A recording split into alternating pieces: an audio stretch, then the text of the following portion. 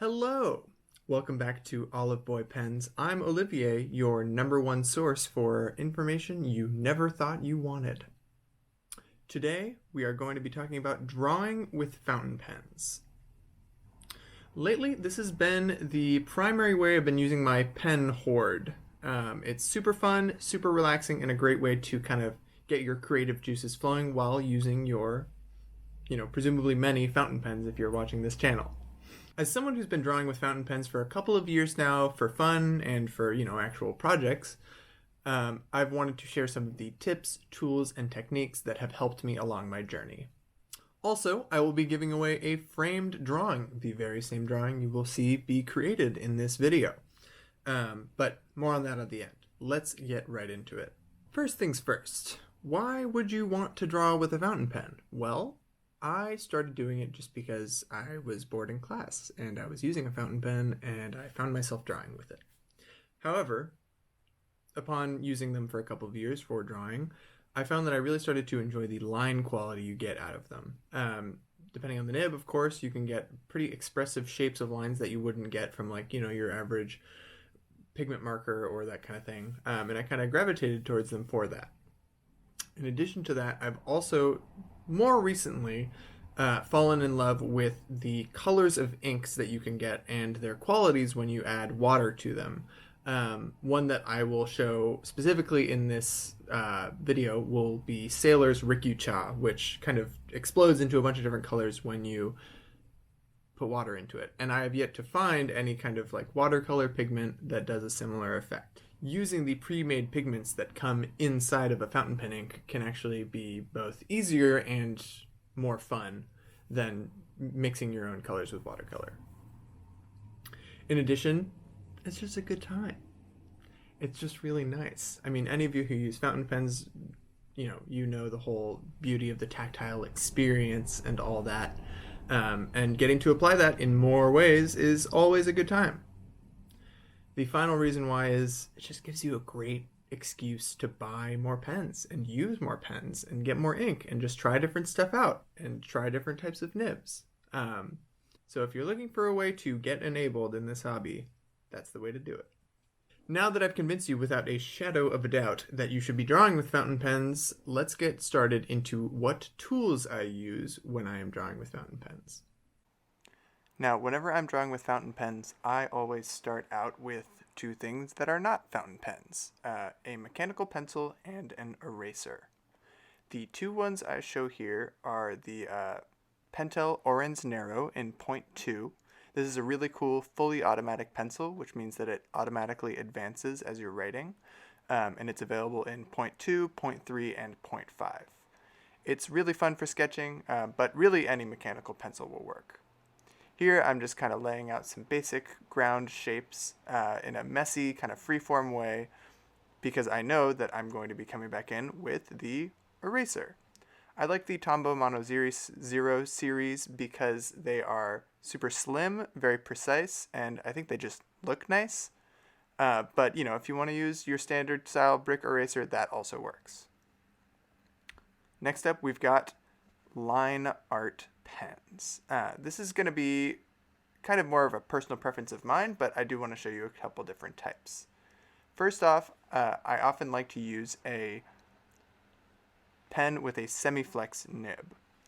Semi-flex, if you've watched my flexible nib videos, is, fairly rigid nib, but you can put a little bit of pressure on it and get some thicker lines to kind of get a little bit more feeling out of your drawing. This one in particular is a vintage Aurora 88, and I'm a huge fan. Next up, we've got a zoom nib. So a zoom nib is mostly going to be found on a Sailor pen, but you can also get them custom done for you. I did this one myself. And the whole deal with these is that it changes the thickness of the line depending on what angle you're holding the pen at. So it takes a little bit of practice, but once you get it right, you can get a super thick line at that low angle, like a medium at a normal angle, a good extra fine on the 90 degrees or the reverse. And last but not least, just a regular old fine nib. This is on an Eversharp Skyline, but pretty much anything that you personally like to use will work, and that kind of applies to most of the things in this guide. I'm just showing what I like to use. just as you could get a thicker line with a zoom nib or a flex nib, you can just go over it again with a fine nib and it'll totally work. It's really just up to you what you like to use. Alrighty, now let's talk about how to get some colors in those drawings of yours, and ideally not drop your nice pens on the table. These are going to be pretty much up to your choice, but there are a couple different recommendations I can say in terms of like types of inks. I really like inks that shade or show off some other kind of quality when exposed to water. The first one I've got up here is Lamy Mango, which is going to be a great example of an ink that shades really well, as you will see later on. The next one is one that changes pretty drastically depending on how much water you add to it. That's going to be Sailor's Shigure, which is, I believe, Rain Shower Purple. And last, but definitely not least, is my favorite, Sailor Rikyucha. And this one pretty drastically changes colors when exposed to different levels of water and different paper. And even just sometimes it feels like whatever mood it is in. So I love to use it in drawing because it's kind of unpredictable. Now you see, once the wet layer has been dried, I go over it a second time, and that's when you can start to get the different shadows and the different shades out of your colors of ink. And that's going to allow you to get a lot of really interesting depth in your drawings in a more or less controlled way, which can be hard, or I've found hard, in watercolors. This, of course, is assuming that you're drawing directly on the page, but you can also take the pigment directly off of your nib, which I will be showing in the actual drawing later. These are all water-soluble inks, so they will all spread, but I also want to briefly touch on waterproof or water-resistant inks. As you can see there, I was using Diatramentus Document Black, and that's usually what's going to go in my primary line art pen, because as you will see in just a second here, it is super, super water resistant. I'm dropping full drops of water. Of course, it's dried for about a minute, and you can spread it around and there's no problems whatsoever. So this is great if you want to use some really like heavy watercolor wash application, because it is super nice. I also want to briefly touch on paper. Depending on what I'm doing, I'm either using a kind of thick cold press watercolor paper like this. These are from Top Drawer. They're actually postcards. Or I'm using Midori cotton paper. This is kind of my primary sketchbook paper. As you can see, this is the one I've been using for a couple of years now. I did the 2020 Inktober as well as the 2019 in here. It stands up incredibly well to water. It gets a little bit crinkly, which I personally like, but it never bleeds all the way through the page, no matter how much you throw at it. It's kind of amazing. Alright, so let's get right into it. First, I'm going to start by tracing the kind of general shape of the frame I want to use, a nice little oval frame that I 3D printed, and then blocking out the general shape of the subject with my pencil and coming back in with some eraser later. Again, this is just to block out the shape. I, as you'll see later, actually don't really trace over the lines. It's just to have a general idea of how I want the frame to be filled. And it's super helpful, especially if you are not a super experienced artist.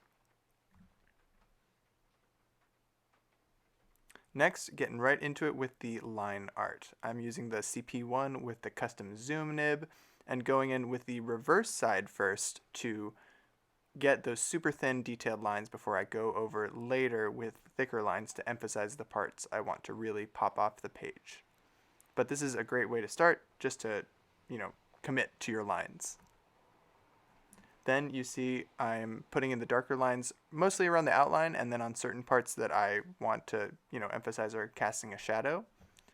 After a couple minutes have passed, I go back in with the eraser and I make sure that there's no eraser shavings to be found before I start coloring.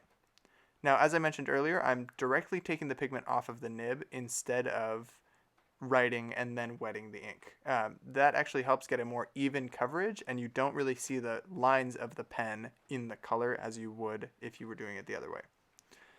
Went in with some Lamy Mango on the details in a pretty light wash just to get the base color down, and I'll darken it later. If you are keen-eyed, you can see that I actually got a little too excited and didn't wait for the ink to dry on the spaceship, and the red kind of bled together, but I still think it looks fine. The mango looks really nice as a shading ink, so you can see just those two different shades, as well as the Rikyucha. It is able to get pretty light and pretty dark depending on the saturation, as well as the Shigure on the little guy's face. Finally, I'm actually going to get in there with some bottled ink. This is Colorverse Ham 65, which is a shimmering ink that I got at Flax in Oakland. Highly recommend if you're in the area getting them delivered or coming by safely if you can. This ink requires a little bit of shaking up because it's, shimmering. And then I just fill in the rest of the canvas with my more saturated bottled ink. Instead of using a pen, like dipping again and again, it's super easy to just use a bottled ink if you want to get a darker, more saturated subject. And there we go. It is all done. Of course, this is super sped up. As you can tell, it probably took me a total of like half an hour, given drying times and stuff like that. But here's how it looks in the frame. And I've got it signed on the back for whoever our lucky winner will be.